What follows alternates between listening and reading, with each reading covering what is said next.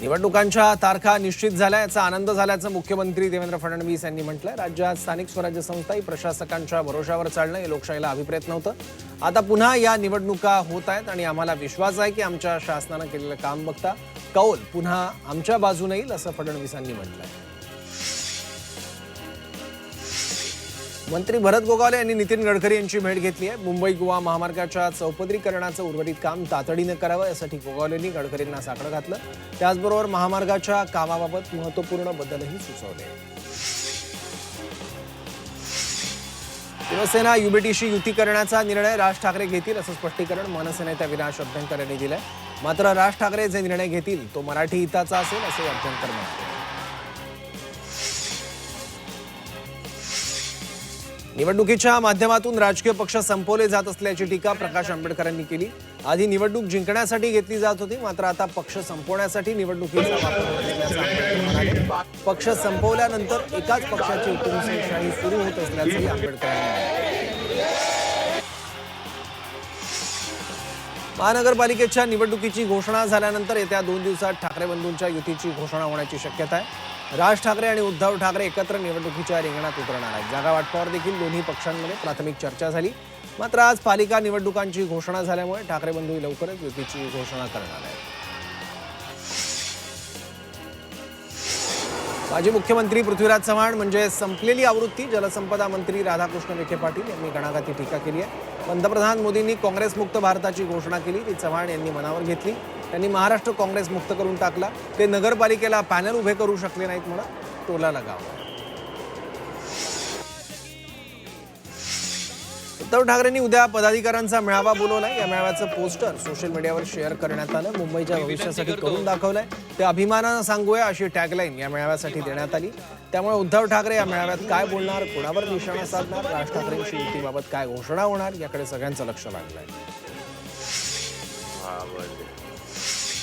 तेजस्वी घोसाळकर यांच्या भाजप पक्षप्रवेशावरून शिवसेना नेते संजय शिरसाट यांनी उद्धव ठाकरेंवर निशाणा साधलाय।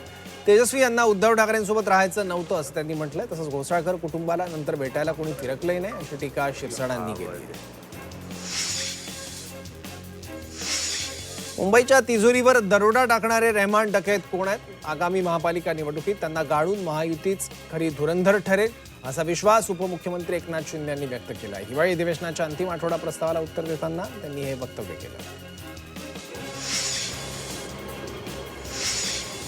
संपूर्ण मुंबईत लावलेल्या एका बॅनरची जोरदार चर्चा रंगली आहे। मराठी माणसा मुंबई वाचव अशा आशयाचे बॅनर सध्या लक्षवेधी ठरत आहेत। पायाखालची जमीन एकदा गेली की ती परत मिळत नसते। मराठी माणसा मुंबई वाचव अशा आशयाचे फलक मुंबईत लावण्यात आले आहेत। मुंबई मनपा निवडणुकांच्या पार्श्वभूमीवर सध्या वातावरण तापल्याचं पाहायला मिळतंय। म्हाडाच्या मुंबई इमारत दुरुस्ती आणि पुनर्रचना मंडळाच्या माध्यमातून पुनर्बांधणी करण्यात आलेल्या 388 इमारतींच्या पुनर्विकासाचा प्रश्न गंभीर बनलाय। या इमारतींची प्रचंड दुरवस्था झाल्यानं त्यांच्या तातडीनं पुनर्विकास मार्गी लावण्याची मागणी रहिवाशांकडून केली जाते।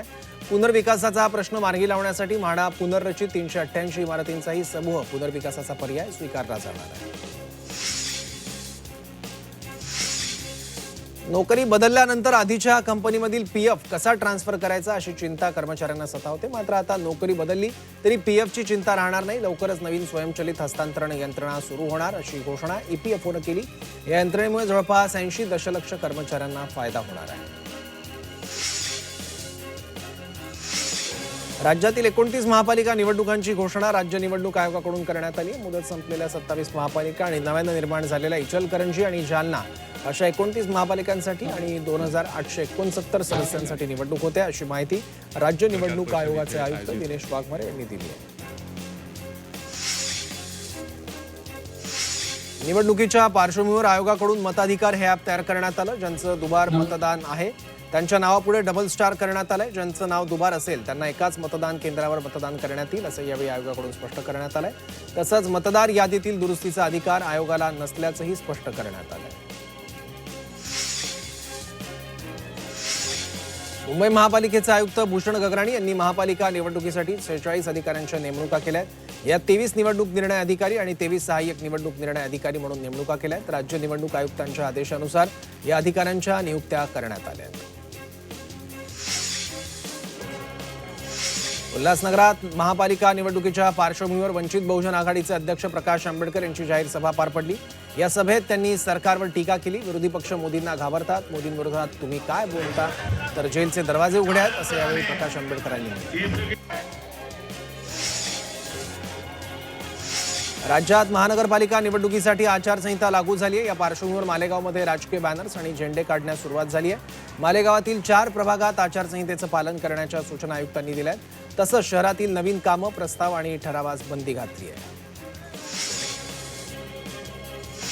राज्याचे उद्योगमंत्री उदय सामंतांवर रविवारी रहेजा हॉस्पिटलमध्ये शस्त्रक्रिया पार पडली आहे। डॉक्टर आनंद आणि त्यांच्या टीमनं उदय सामंतांवर शस्त्रक्रिया केली आहे। सध्या मंत्री उदय सामंतांची प्रकृती स्थिर आहे।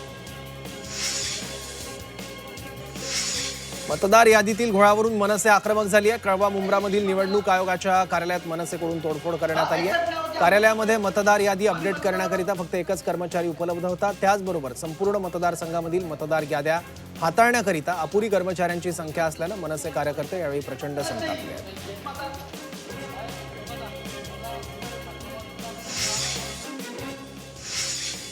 नवी मुंबई आंतरराष्ट्रीय विमानतळ हा केवळ प्रकल्प न राहता भविष्यातील प्रमुख हवाई केंद्र म्हणून पुढे येत आहे। याच पार्श्वभूमीवर नवी मुंबई एअरपोर्टवर 4थं टर्मिनल उभारण्याच्या प्रस्तावावर पुढे आलाय।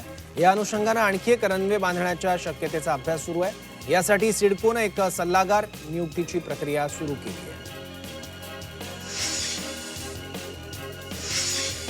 कळव्यातील खारेगाव इथे भुयारी मार्गाचं बांधकाम 2 टप्प्यात करण्यात येणार आहे। महाराष्ट्र राज्य रस्ते विकास महामंडळ अर्थातच MSRDCच्या नियंत्रणाखाली करण्यात येणार आहे। वाहतूक कोंडी होऊ नये म्हणून या मार्गावरील वाहतूक मार्गात बदल करण्यात आले। मुंबई नाशिक महामार्गावरील खारेगाव अंडरपासमधून खारेगावकडे जाणाऱ्या सर्व वाहनांना खारेगाव अंडरपास इथे प्रवेश बंद असेल।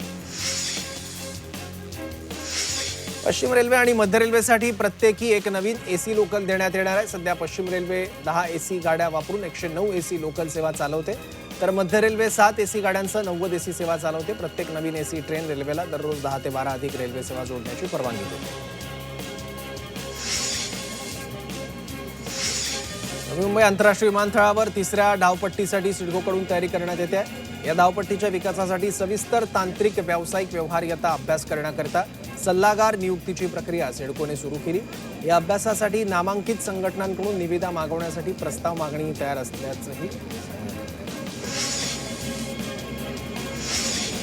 रेल्वे प्रशासनानं बदलापूर पश्चिमेकडील स्कायवॉकला जोडणाऱ्या पादचारी पुलाचं तोडकाम सुरू केलंय, त्यामुळे प्रवाशांमध्ये संतापाची लाट उसळली आहे। बहुतांश लोक प्लॅटफॉर्मवर येण्यासोबत पूर्व आणि पश्चिमेकडे येण्या जाण्यासाठी या पुलाचा वापर करतात, त्यामुळे पश्चिमेकडून पूर्वेकडे जाणाऱ्या लोकांना मोठा मनस्ताप सहन करावा लागणार आहे।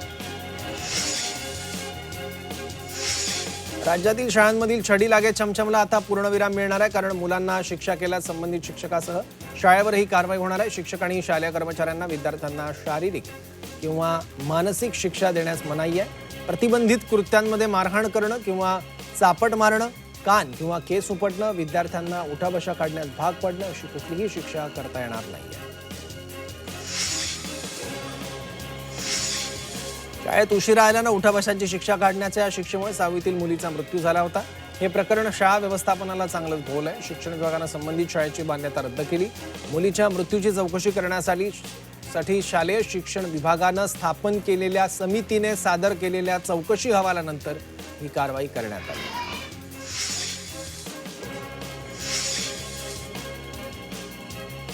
यंदाच्या प्रजासत्ताक दिन सोहळ्यात महाराष्ट्राचा चित्ररथ सहभागी होणार आहे। प्रजासत्ताक दिनाला कर्तव्य पथावर पार पडणाऱ्या परेडमध्ये महाराष्ट्राच्या चित्ररथाला स्थान देण्यात आलंय। यंदाच्या चित्ररथाची थीम गणेशोत्सव किंवा वारी असल्याची प्राथमिक माहिती मिळते। या चित्ररथाद्वारे महाराष्ट्रातील महत्त्वाचे उत्सव देशभर पोहोचतील। कल्याणच्या ग्रामीण भागातील गोवेली इथं अखंड हरिनाम सप्ताहाची तयारी अंतिम टप्प्यात आली आहे। या ठिकाणी वारकऱ्यांची लगबग पाहायला मिळते। हरिनाम सप्ताहासाठी मोठा मंडप उभारण्यात आलाय, तसंच विविध धार्मिक कार्यक्रमांचं आयोजनही करण्यात आलंय। भिवंडीतील गुंदवली गावातील नागरिकांनी गावातून भव्य पदयात्रा रॅली काढली। नवी मुंबई आंतरराष्ट्रीय विमानतळाला लोकनेते देवा पाटील यांचं नाव लवकरात लवकर देण्यात यावं अशी मागणी यावेळी स्थानिक नागरिकांनी केली। या रॅलीत विद्यार्थी नागरिक मोठ्या संख्येनं सहभागी झाले।